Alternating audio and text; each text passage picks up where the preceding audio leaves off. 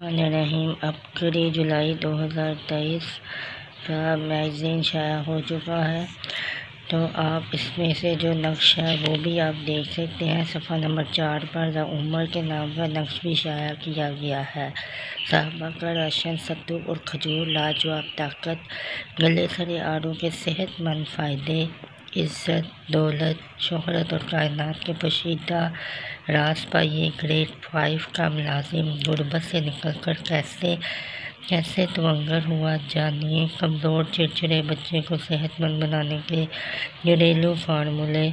जहार, बदहज़मी, बलगमी अमराज के लिए आंवले का लजीज चूरन। परिंदे और बकरी, डिप्रेशन का इलाज। तहकीक से साबित सेहत बख्श लजीज शरबत।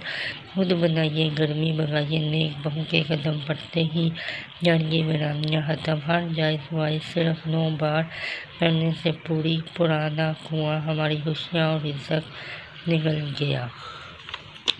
मैं आपको हज़रत उमर वाला नक्श जो है वो दिखा देती हूँ। अगर आप स्क्रीनशॉट लेना चाहें तो लेकर आप इसे प्रिंट भी निकलवा सकते हैं अपने मोबाइल से, किसी फ़ोटोस्टेट वाले से, जैसे आप प्रिंट इसका निकलवा सकते हो।